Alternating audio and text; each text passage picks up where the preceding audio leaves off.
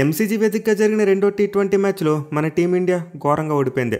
Australia team మన team set చేసిన 126 runs టార్గెట్ను మరో 40 బంతులు మిగిలిండగానే కొట్టేశారు. సో ఇదైతే బాల్స్ రిమైనింగ్ పరంగా చూసుకుంటే మన టీమిండియాకు రెండో అతిపెద్ద పరాజయం. ప్రీవియస్గా కూడా ఆస్ట్రేలియా మీద ఓడిపోయారు 2008 సంవత్సరంలో ఇదే ఎంసీజీ వేదికగా 52 బంతులు మిగిలిండగా మన వాళ్ళ మ్యాచ్లో ఓడిపోయారు. సో మళ్ళీ 17 ఏళ్ల తర్వాత మన వాళ్ళు ఇదే ఎంసీజీ వేదికగా ఒక పెద్ద పరాజయాన్ని మూటగట్టుకున్నారు. ఇన్ఫ్యాక్ట్ ఈ మధ్యలో మన వాళ్ళు ఒక్క మ్యాచ్ కూడా ఓడిపోలేదు. మళ్ళీ మనకి ఎంసీజీలో 17 ఏళ్ల తర్వాత ఓటమి వచ్చింది. సో నిజంగా ఈ మ్యాచ్లో అయితే మన టీమిండియా చాలా పూర్ పెర్ఫార్మెన్స్ ఇచ్చింది. పర్టికులర్గా బ్యాటింగ్ కంప్లీట్లీ ఫెయిల్ అని చెప్పుకోవచ్చు. కేవలం 2 బ్యాట్స్మెన్ మాత్రమే డబుల్ డిజిట్ స్కోర్ కొట్టారు. మిగతా బ్యాట్స్మెన్ అందరూ సింగిల్ డిజిట్గా అవుట్ అయిపోయారు. అండ్ దాని బౌలింగ్లో చూసుకున్నా పెద్దగా పస కనిపించలేదు. పవర్ ప్లేలోనే గేమ్ ఆల్మోస్ట్ కిల్ అయిపోయింది. సో ఈ మ్యాచ్లో కూడా మన టీమిండియా టాస్ ఓడిపోయింది. ముందుగా బ్యాటింగ్ చేయవలసి వచ్చింది. అండ్ ఇక్కడే మన వాళ్ళు సగం మ్యాచ్ ఓడిపోయారని చెప్పుకోవచ్చు. ఎందుకంటే ఈ గ్రౌండ్లో టాస్ గెలవడం ఎంత ఇంపార్టెంటో మనం ప్రీవిడియోలో చెప్పుకున్నాం. సో అనుకున్నట్టే స్టార్టింగ్లో అయితే పిచ్ పేస్ బౌలర్స్గా బేబచ్చగా అనుకూలించింది. అండ్ హెల్ప్ని జాస్ హాజల్వుడ్ వేరే లెవెల్లో యూజ్ చేసుకున్నాడు. అసలు ప్రాపర్ టెస్ట్ మ్యాచ్ లైన్ లెంత్తో మన బ్యాట్స్మెన్ వణికించేశాడు. ఇన్ఫ్యాక్ట్ ఫస్ట్ బాల్కి అంపైర్ గిల్ ఎల్బిడబ్ల్యూగా అవుట్ ఇచ్చేశాడు. బట్ లక్కీలీ రివ్యూ తీసుకుని బయటిపోయాడు. కానీ అతని స్ట్రగుల్ మాత్రం ఆ ఓవర్ మొత్తం కంటిన్యూ అయింది. మెయిన్లీ 3వ బాల్ డైరెక్ట్గా హెల్మెట్కి వచ్చి తగలడం చూసాం. సో డెఫినెట్లీ డిఫికల్టీ పిచ్ మీద గిల్ అయితే రెస్టీగానే కనిపించాడు. కానీ అదరంలో అభిషేక్ శర్మ చూసుకుంటే మాత్రం ఏదో వేరే పిచ్ మీద అన్నట్టు బ్యాటింగ్ చేశాడు. నిజంగా అద్భుతమైన స్ట్రోక్ ప్లేతో ఆఫ్ సైడ్ కొన్ని మైండ్ బ్లోయింగ్ షాట్స్ ఆడాడు. అయితే అదరంలో చూసుకుంటే మాత్రం మిగిలిన బ్యాట్స్మెన్ అంతా స్ట్రగుల్ అవుతూనే ఉన్నారు. శుభ్మన్ గిల్ 10 బంతులు 5 పరుగులు చేసి హాజల్వుడ్ బౌలింగ్లో అవుట్ అయిపోయాడు. అండ్ దాని ఈ మ్యాచ్లో మన వాళ్ళు సంజు శాంసన్ 1 డౌన్లో పంపారు. అంటే ఇలా ఎందుకు చేశారో నాకైతే అర్థం కాలేదు.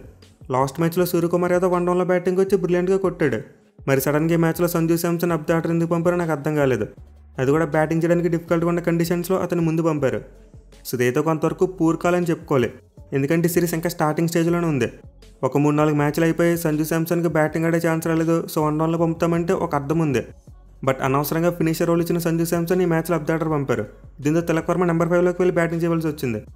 సో మన టీమిండియా నెంబర్ 3 స్పాట్ విషయంలో స్కైమర్ తిలక్ వర్మ వీళ్ళిద్దరినీ రొటేట్ చేయాలి. సంజు శాంసన్ ఎప్పుడు పంపాలి? డెడ్ రబ్బర్ మ్యాచ్లో పంపాలి. అలా కాకుండా బ్యాటింగ్ చేయడానికి కష్టంగా ఉన్న పిచ్ మీద అతను ముందు పంపితే ఏమవుద్ది? అవుట్ అయిపోతాడు. అదే జరిగింది. నాథన్ ఎల్లిస్ వేసిన ఒక ఇన్కమింగ్ డెలివరీని సరిగ్గా జడ్జ్ చేయలేకపోయాడు. ఇక తర్వాత హాజల్వుడ్ వేసిన ఒక ఓవర్లో 2 వికెట్లు పడడం చూసాం. సూర్యకుమార్ యాదవ్ మరియు తిలక్ వర్మ ఇద్దరు కూడా చాలా తొందరగా అవుట్ అయిపోయారు. మెయిన్లీ స్కైకు అంతకు ముందు బాలే లైఫ్ దొరికింది. But still next Balki Nick చేసి అవుట్ అయిపోయాడు. వేరే తిలక్ వర్మ చూసుకుంటే పూర్ షార్ట్ సెలెక్షన్ అని చెప్పుకోవచ్చు. ఎందుకంటే అప్పటికి హాజల్వుడ్ చాలా మంచి రిథంతో బౌలింగ్ చేస్తున్నాడు. అట్ ది సేమ్ టైం అతను ఆడిన షాట్ చూసుకుంటే ఫైనల్ లెగ్లో ఫెయిల్డ్ ఉన్నాడు. దీంతో మేబీ షార్ట్ కనెక్ట్ అయినా కాస్త డేంజర్గానే ఉండేది. సో తిలక్ వర్మ అయితే దీనికంటే బెస్ట్ ప్లేయర్. అతను అలాంటి షార్ట్ అవుట్ అవ్వడం చాలా డిసప్పాయింట్ చేసింది. మరి ముఖ్యంగా మన టీం 3 వికెట్లు కోల్పోయినప్పుడు కాస్త వెయిట్ చేయాల్సిందే. వెంటనే షాట్కి వెళ్ళిపోకుండా స్ట్రైక్ రొటేట్ చేస్తుంటే బాగుండేది. ఇక తర్వాత అక్షర్ పటేల్ చూసుకున్న బ్యాట్ అవ్వడానికి ట్రై చేశాడు. బట్ చాలా షాట్స్ కనెక్ట్ అవ్వలేదు.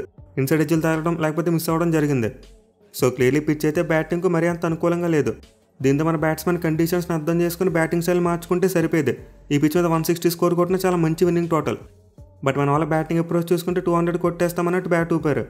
అది కూడా అదరంలో అభిషేక్ శర్మ అవుట్ అవ్వలేదు. అతను ఇంకా క్రీజులోనే ఉన్నాడు. దీంతో అదరంలో వచ్చిన బ్యాట్స్మెన్ భారీ షాట్లు ఆడవలసిన అవసరమే లేదు. జస్ట్ సింగిల్స్ తీసి అతనికి స్ట్రైక్ ఇస్తే అతనే చూసుకుంటాడు. సో మన బ్యాట్స్మెన్ ఫైర్ బ్రాండ్ క్రికెట్ ఆడడం మంచిదే. బట్ అది ఎక్కడ ఆడాలి, ఎప్పుడు ఆడాలో బాగా తెలుసుకోవాలి. ప్రతి పిచ్ మీద కూడా ఒకేలా ఆడతామంటే వర్కౌట్ అవ్వదు. బ్యాటింగ్ అనుకూలించే పిచ్ మీద చిన్న గ్రౌండ్స్లో ఎంత ఊపినా ఏం కాదు. బట్ ఇలాంటి పెద్ద గ్రౌండ్స్లో పిచ్ బ్యాటింగ్ అనుకూలంగా లేనప్పుడు చాలా చూసి జాగ్రత్తగా ఆడాలి. ఒక టార్గెట్ను మైండ్లో పెట్టుకుని దానికి తగ్గట్టు బ్యాటింగ్ చేయాలి. కానీ మన టీమిండియా మెయిన్ బ్యాట్స్మెన్ ఎవరు కూడా ఇది చేయలేకపోయారు. సో మన టీం అయితే కేవలం 7.3 ఓవర్స్లోనే 5 వికెట్లు కోల్పోయింది. అది కూడా కేవలం 49 రన్స్ మాత్రమే చేసి. దీంతో మ్యాచ్ ఆస్ట్రేలియా వైపుకి తిరిగేసింది. అయితే సరిగ్గా లాంటి టైంలో హర్షిత్ ఖలీస్ రాణా బ్యాటింగ్ వచ్చాడు. నిజంగా అభిషేక్ శర్మతో కలిసి ఒక మంచి పార్ట్నర్షిప్ యాడ్ చేశాడు.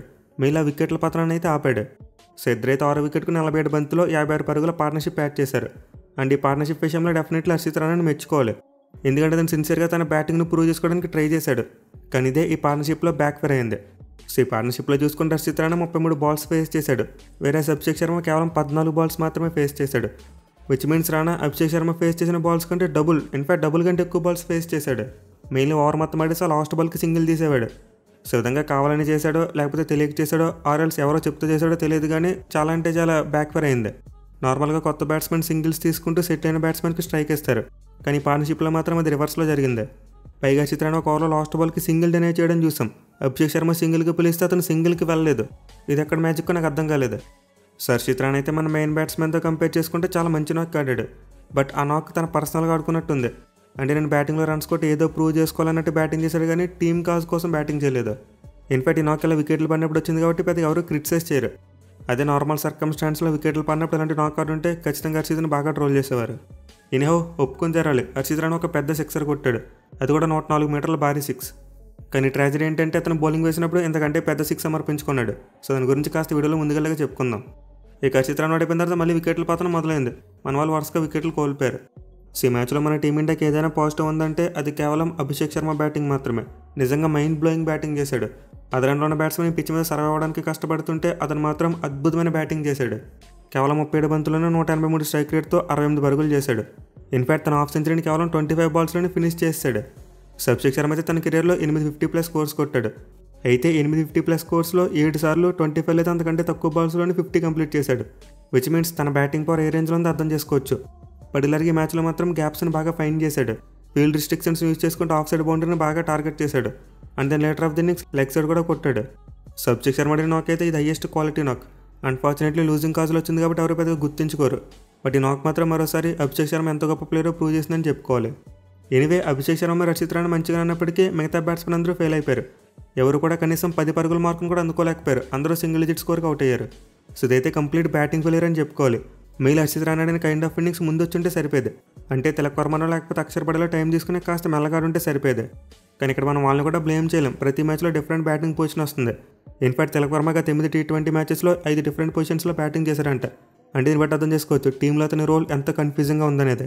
అలాగే శవం దూబే కంటే ముందు హర్షిత్ రాణాని బ్యాటింగ్ పంపడం ఒక నెగిటివ్ కాల్. దూబేగా కాన్ఫిడెన్స్ తగ్గిపోద్ది. నా మీద టీం మేనేజ్మెంట్కి నమ్మకం లేదా ఏంటని చెప్పి ఒక నెగిటివ్ ఫ్రేమ్ ఆఫ్ మైండ్లోకి వెళ్ళిపోతాడు.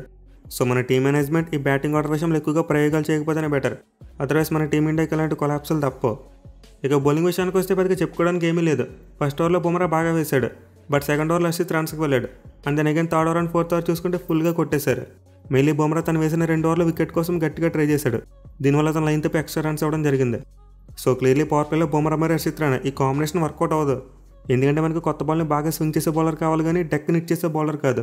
అదే మీరు హర్షదీప్ మరియు బుమ్రా కాంబినేషన్ చూసుకుంటే ఎదురు బాల్ని బాగా స్వింగ్ చేస్తారు. ఈవెన్ హార్దిక్ పాండ్యా బుమ్రా కాంబినేషన్ చూసుకుని వర్కౌట్ అవుద్ది. ఎందుకంటే హార్దిక్ కూడా కొత్త బాల్ని స్వింగ్ చేయగలడు. వేరే హర్షిత్ రాణా చూసుకుంటే కన్సిస్టెంట్గా టెస్ట్ మ్యాచ్ లైన్ వేయలేడు. మళ్ళీ తను వేసిన సెకండ్ ఓవర్లో చూసాం చాలా రన్స్కి వెళ్ళిపోయాడు.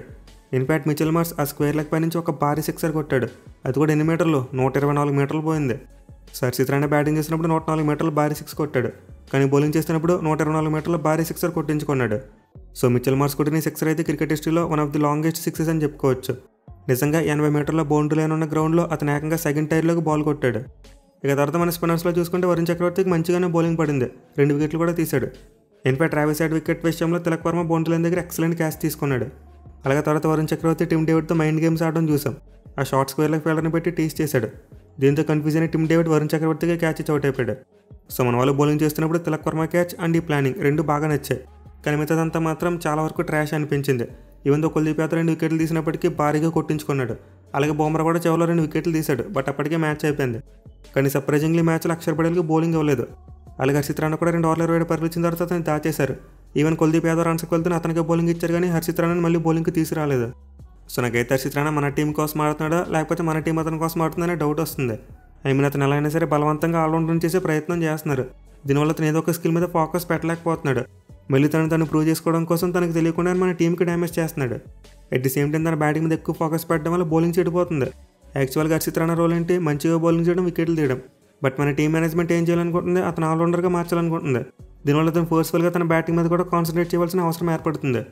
సో మొత్తం మీద హర్షిత్ని ఒక ఆల్రౌండర్గా ప్రూవ్ చేయాలనే ప్రయత్నంలో తన కెరియర్ను నాశనం చేస్తున్నారు. అటు కంప్లీట్ బ్యాట్స్మెన్గా ఆడలేకపోతున్నాడు, అలాగే బౌలర్గా కూడా పెర్ఫామ్ చేయలేకపోతున్నాడు. ఒక బిట్స్ అండ్ పీసెస్ ప్లేయర్లో తయారవుతున్నాడు. సో లెట్స్ హోప్ మన టీం మేనేజ్మెంట్ 2 T20లో చేసిన మిస్టేక్స్ నుంచి నేర్చుకుని 3 T20 మ్యాచ్లో బాగా పెర్ఫామ్ చేయాలని కోరుకుందాం.